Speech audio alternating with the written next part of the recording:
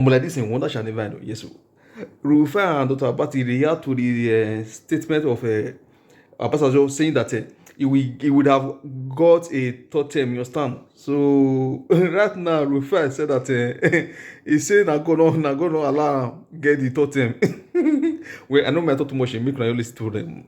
After watching the video, I'm gonna see double on top. I don't know this matter. Make me let me know under the conversation. I agree with no Sugar Boy.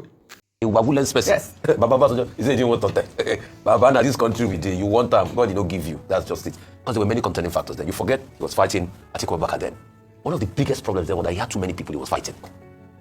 Whether it was by proxy or by official sanctioning, Nigerian people rose and spoke in unison. Media, civil society, that we don't want that term. Nigeria is not Rwanda. Right. Nigeria is not Eritrea. Nigeria is not Uganda. Nigeria is not, I think Zimbabwe. You people also try something in Zimbabwe. Nigeria is not all of these countries. Meanwhile, former President Olusegun Obasanjo during the event denied allegations that he sought a third term, saying that if he wanted it, he would have gotten it. There are still some stupid Nigerians who still believe that I wanted a third term. I think I'm not a fool. If I wanted a third term, I know how to go about it. And there's no Nigerian, dead or alive, that will say I told him I wanted a third term. None.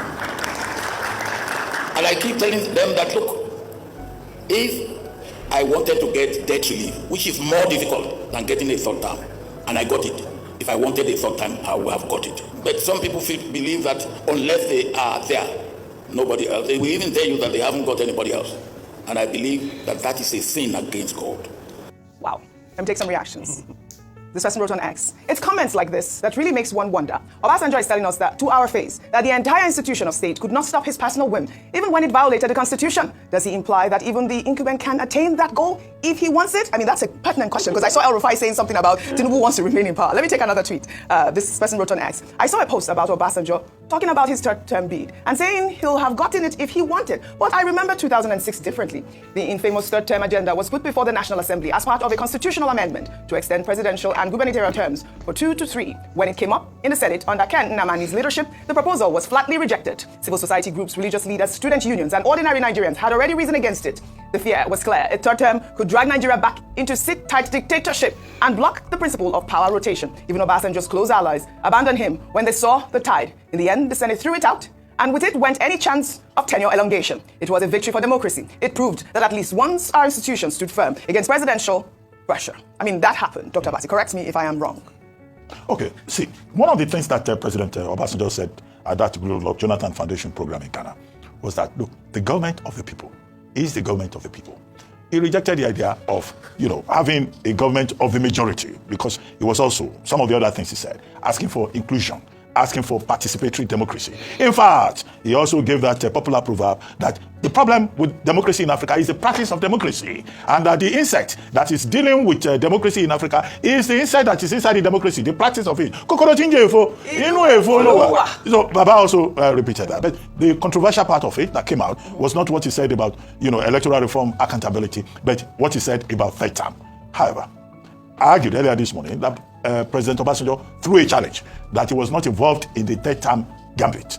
That National Political Reform Conference of 2006 was to deal with substantial issues about the arrangement of Nigeria, about resource allocation and all that. But it was aborted on the basis of this this third term thing. In fact, the South-South caucus walked out of that conference, and that conference died, despite the fact that it was not backed by any legislation, any legal framework. However, now he says he was not part of it, so maybe it was a case of proxies. But one person has already come out to say Baba was involved in the third term, Dr. Usman Bugaje, who was on this program this morning. And he says he has evidence. So he has taken up President Obasanjo's challenge to say that no, President Obasanjo was involved in it. And I reminded Dr. Bugaje that he should wait for President Obasanjo's response. That evidence that he has, he will have to provide it. However, what is important is the role of the people in all of this. One of the gentlemen that you quoted said the people of Nigeria resisted it. And I think, to go back to the point about democracy being about the people, if the people don't want something, they will say they don't want it.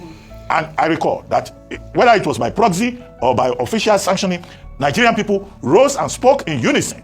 media, civil society, that we don't want third term. Nigeria is not Rwanda. Right. Nigeria is not Eritrea. Nigeria is not Uganda. Nigeria is not, I think, Zimbabwe. You people also try something in Zimbabwe. Nigeria is not all of these countries. Mugabe We currently have two terms. All these but they're African lobbying for a countries third. where they review the constitution Yes. to extend limits. Correct. The most recent one is Chad. The Nigerian people say we want democracy. Yes. So this one of that democracy dialogue in Accra, whether it was President Obasanjo or it was a guest lecturer, Bishop Kuka, or it was President Jonathan himself, or President Mahama, or Dr. Toure of the ECOWAS Commission, is that democracy must work in Africa. Fantastic. Democracy is in retreat. The voice of the people must be heard. Electoral reforms must be allowed. And we, the people, must be the one who determine what our future will be. Well said. So, in 2027, I hope people are listening. Yes. Because it's not just talk show. It's about people listening and taking action. Well said. We thank God that tenure elongation did not happen in Nigeria. It must not happen here. It must not happen at all. And speaking about the speakers at that lecture, the Bishop of Sokoto Diocese, Matthew Hassan Kuka, in his remarks during the Goodluck Jonathan Democracy Dialogue, advised Nigerians not to be deceived by what seems like quarrels between politicians. He explained that these feuds always end behind closed doors, where the politicians close ranks to share the nation's wealth. Let's take a look.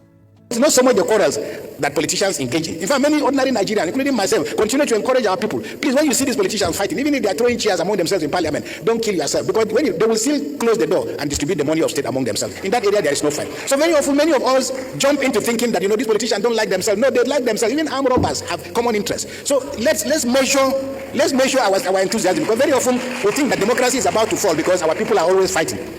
Armed robbers have common interests. You know how we say it? Don't die in their war. Rufai, on fire. You see me, I like empirical wabulence. Yes. Me wabulence person. Yes. Baba Obasanjo, he said he didn't want to. Baba, now this country we did, you want them, God did not give you. That's just it. Because there were many contending factors then. You forget he was fighting Atiku Abubakar then.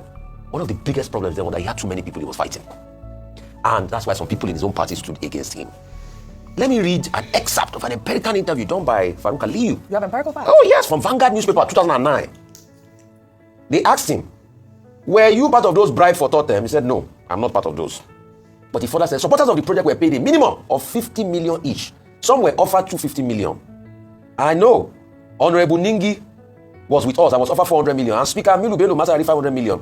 All the money was in cash, not in check, to support Totem agenda, but they all refused to collect the money.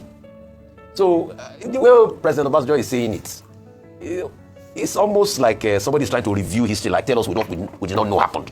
It's revisionism, Baba. We respect you for what you have done for this country, but then let's not revise history in our face. You wanted Totem now, and he's saying that if you wanted it, and how does debt relief have to do with Totem? Please, President Obasanjo, with due respect, for the fact that you got debt relief, it doesn't have anything to do with Totem. That if you could get debt relief, you have gotten Totem. There was a global zeitgeist to forgive Africa and other nations that were debt relieving their debts at that point in time. There was a global zeitgeist because they felt it was going to reset this economy. But the debts they forgave those countries, then they've gone and taken more basic people like Nigeria. So with due respect, don't revise history for us. Right. The move was there. Bugaji has confirmed it. Many more people will come out and confirm.